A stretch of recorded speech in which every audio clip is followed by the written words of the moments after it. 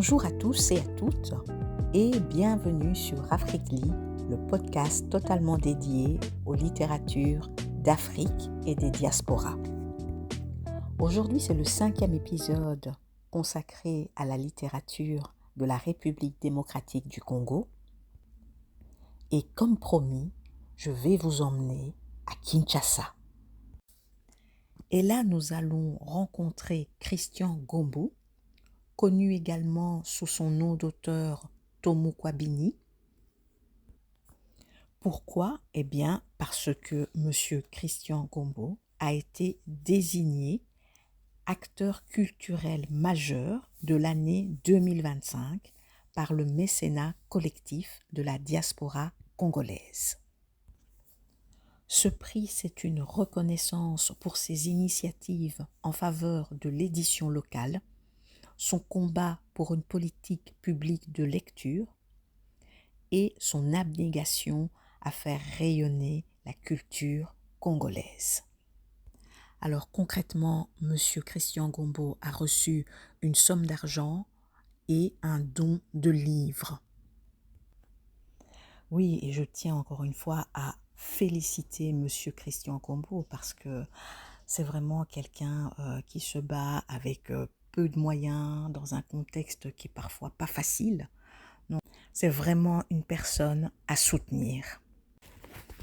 J'en profite également pour féliciter tous les membres du mécénat collectif de la diaspora congolaise. Oui, parce que c'est une toute jeune structure.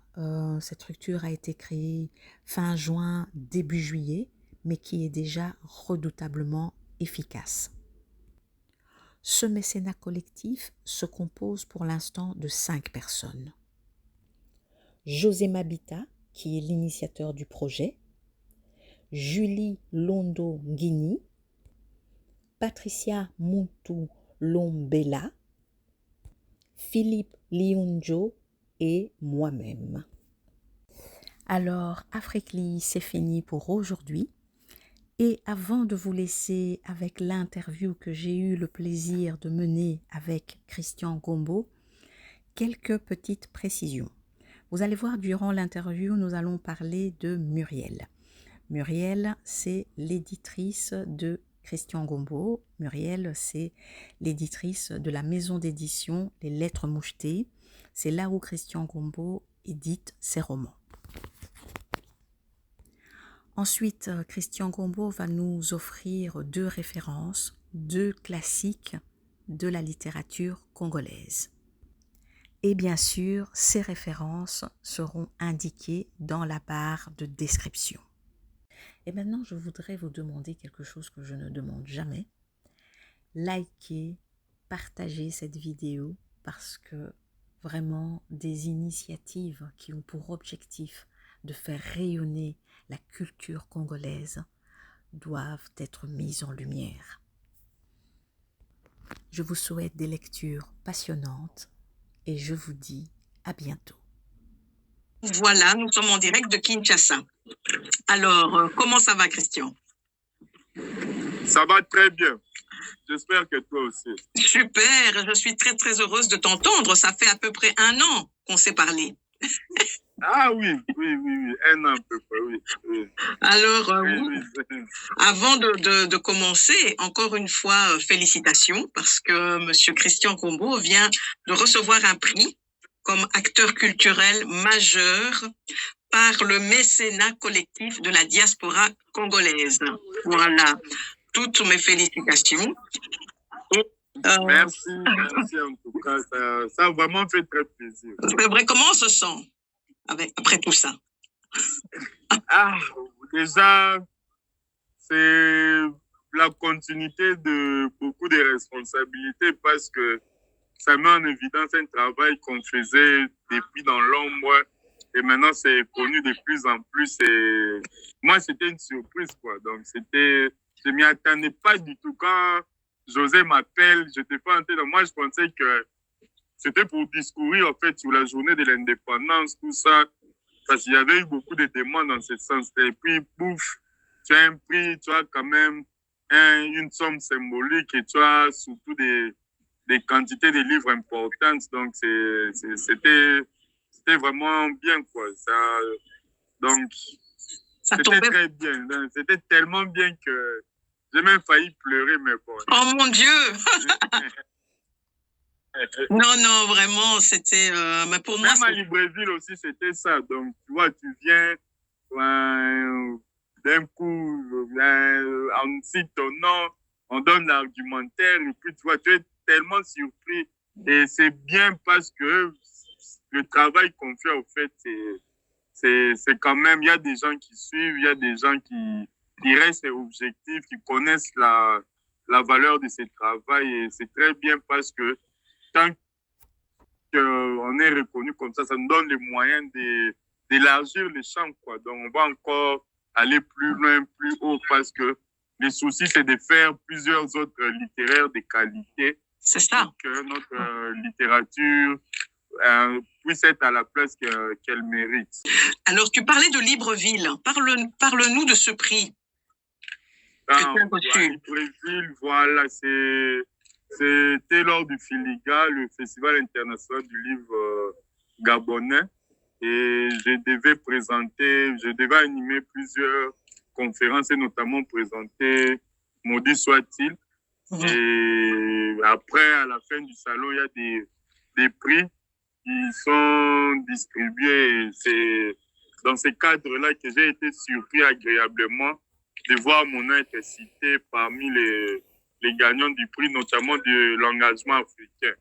Et c'était vraiment très positif et bon, quoi. Ah oui, mais je pense que... Ah oui, non, mais je pense que tu ne dois pas être surpris avec tout le travail que tu fais parce que, je rappelle, tu es fondateur de l'AESH. l'AESH, c'est cette structure dédiée à la promotion des auteurs congolais. Tu es éditeur et tu es auteur aussi. Mais est-ce que tu dors? Voilà.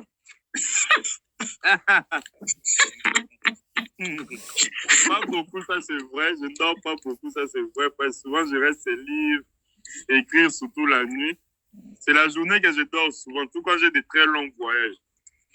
Oui, j'imagine. En tout cas, j'espère que l'année prochaine, on aura l'occasion de te voir ici en Europe. Que Dieu nous garde, en tout cas. Ça se rapproche très vite. Oui, oui, non, là, vraiment... Je dois présenter mon deuxième roman que je suis en train de finaliser. Ah, voilà, tes projets. Oui. Et on est en train de travailler dessus pour que je le présente aux 2 salons africains du livre. Ah, il y a à Paris et à Genève, là-bas notamment. Ah oui, oui, oui. C'est les lettres mouchetées. Ah oui, c'est ça, oui. C'est vrai que, mais le salon africain, là, à Genève, là, ils ont toujours leur salon, mais c'est plus spécifique. Mais à Paris, en tout cas, oui, là, ils continuent. Ah oui, ça c'est super. Donc, ton livre sortirait quoi, vers janvier? Oui, il peut sortir en janvier, même peut-être décembre. Et tu peux déjà dire quelque chose ou pas du tout? Bon, le titre, c'est ça, au moins je suis sûr, ce sera en tout cas 3e Adam, jusqu'à ce que peut-être l'éditrice voit que... Mais le titre, c'est ça, le 3e Adam. Le premier, c'est Adam lui-même, le second, Jésus, et le 3e, Lumumba. Dans les livres, on saura pourquoi lui, il est le 3e. Ok. Ah ben, ça donne déjà envie. Ah oui, le 3e Adam. Alors, dans les auteurs congolais, est-ce qu'il y a un auteur que tu trouves qui n'est pas suffisamment mis en lumière, que tu nous recommanderais de lire? Quelle est ta recommandation? Il y a un très grand romancier de notre pays qui est vraiment tombé dans l'oubli. Je suis même en train de tout faire pour essayer de revoir le droit de ces différents livres. Il s'appelle Compagne ou Accompagne. Il a écrit un très grand livre à l'époque de Mobutu, l'ogre empereur. C'est un livre que je vous recommande parce que c'est le genre de livre, lorsque vous le lisez, ça vous marque. Il parle vraiment de sorcellerie comme d'une réalité. Dans tout ce qui s'est dit, en fait, sous la sorcellerie. Et l'ogre empereur, en fait, des sorciers, bon, naturellement, c'était la caricature de Mobutu. C'est un excellent roman qui n'a pas eu, j'estime, l'écho qu'il mérite, parce que ça a été produit à l'époque ici.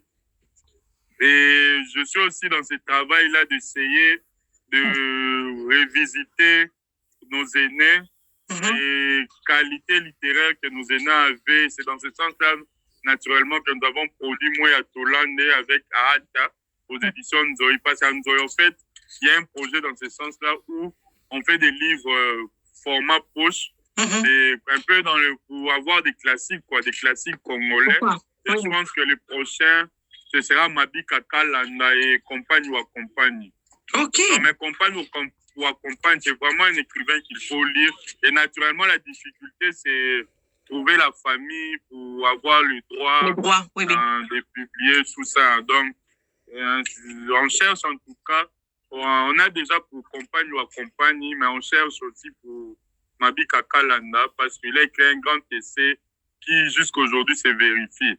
La remise en question, base de la décolonisation mentale. C'est un livre écrit dans les années 70, je crois, 80, mais qui jusqu'à aujourd'hui est d'une profondeur, d'une exactitude étonnante. Parce que tout ce qu'il décriait à l'époque, après les indépendances, c'est tout ce que nous vivons aujourd'hui. Donc, en fait, ce sont ces deux livres-là qu'il faut vraiment lire pour avoir une idée de Mabi Kakalanda, la remise en question, base de la décolonisation mentale et Compagne ou Accompagne, l'ogre empereur. En tout cas, ça me touche beaucoup que tu parles de Compagne ou Accompagne parce que il y a, maintenant 15 ans, on avait un prof. Je suivais des cours de littérature africaine et le prof l'avait mentionné à l'époque. Ah oui. C'est vraiment un très grand qui n'a pas vraiment eu l'écho qu'il devait avoir. Parce qu'il y a même aussi un autre livre poignant. Les titres sont en train de m'échapper, mais c'est quoi? C'est si ça me revient, je pourrais te faire Compagne ou Accompagne. Les tortures des Yenga. Les tortures des Yenga. Les tortures des Yenga. Donc, il a vraiment écrit deux grands livres que j'estime. Ce sont des livres qui continuent à parler jusqu'à maintenant parce que il y a toujours des ogres empereurs un peu partout. Maintenant, ils sont seulement un peu plus nombreux. Avant, Mobutu mangeait seul, mais maintenant, c'est beaucoup des ogres en miniature. Ils font le même travail que Mobutu faisait tout seul. Et donc, ces livres-là, de toute façon, on ne peut plus les trouver. Donc, grâce à Oui, c'est presque introuvable, oui. Mais moi, j'ai des copies que je garde jalousement. C'est grâce notamment à ces copies que on va faire des formats proches dès qu'on a les autorisations des familles, tout ça là. Mais ce sont des livres devenus très rares. Je pense que en Belgique, ça peut se trouver dans les bibliothèques. Dans les grandes bibliothèques, ça peut se retrouver là-bas. C'est dans les bibliothèques spécifiques. Hein. Je sais que Compagne ou Accompagne, dans une bibliothèque vraiment spécialisée Afrique, je pense qu'il y est, parce que c'est là qu'on faisait nos cours de littérature. Et je me souviens très bien. Ah oui, super, mais c'est toujours un... Il faut vraiment lire ce livre où tu as la sensation de vivre tout ce qu'on dit sur la sorcellerie. C'est comme si tu étais dedans. Tu es vraiment plongé dans les bains de toutes ces réalités chinoises, congolaises, qu'on dit de la sorcellerie, des gens qui viennent te chercher la nuit, boire du sang lorsqu'il y a des accidents, des sorciers qui viennent boire le sang, tout ça. Donc, c'est... Je pense même que dans mon roman Maudit soit-il, j'avais fait un clin d'œil en ce sens. Tu vois, lorsqu'il y a l'accident, à un moment, il y avait des esprits qui étaient venus. J'ai dit que les esprits, tout ça, ne souffrent pas de malnutrition, surtout à l'Est, parce que là-bas, on tue, tout ça. Donc, en tout cas, l'inspiration, c'est en tout cas à partir de cette fiction-là. Ah, ok. Ah, mais parlons-en aussi du parcours de ton livre. Oui, on attendait aussi le prix, c'était le prix Rive Gauche, je me souviens. Oui, le prix Rive Gauche. C'est toi qui m'en avais parlé, mais après, quand j'ai parlé de ton livre avec Muriel, et puis moi-même, quand je suis allée voir tous les mastodontes qui étaient en compétition avec ton livre, donc moi, j'étais déjà très heureuse, hein, vraiment. Hein. Ah, voilà. Vraiment. Donc, le livre a été dans la dernière sélection du prix Rive Gauche. Oui. Et puis, ça aussi était dans la dernière sélection du prix que l'Académie des Baobabs donne, mais là, c'est au Canada. Au Canada, oui, c'est un prix canadien. Oui. C'est un prix canadien, oui. Ça aussi était dans la dernière sélection. Bon, je pense que localement, je peux reprendre le droit parce que je suis en train de m'entendre avec Muriel pour avoir une session de droit à Kinshasa ici pour éviter, parce que faire venir des livres de l'Europe à Kinshasa, c'est un peu très compliqué. Oui. On est en train de travailler pour que on ait le droit ici, comme ça on peut les rendre disponibles ici au pays directement. Ah bon, ici, en tout cas, ça se vend très facilement que de l'autre côté là-bas. Oui, ici c'est vraiment, c'est spécifique. Moi, c'est grâce au salon à Genève que je l'ai découvert. Hein. Mais la dernière fois quand on avait fait l'interview, je t'avais dit, voilà, il y aura un prix, mais toi, tu as eu le prix de la diaspora. Donc voilà, tu devais avoir quelque chose. Ah. Il y avait quelque chose qui devait arriver. En tout cas, un tout grand merci, Christian, pour ta disponibilité. Merci à toi. Oui. Et j'espère que vraiment, tu es attendu en tout cas. Oui, l'année prochaine, je serai là. Magnifique. Excellente soirée à toi. Merci pareillement.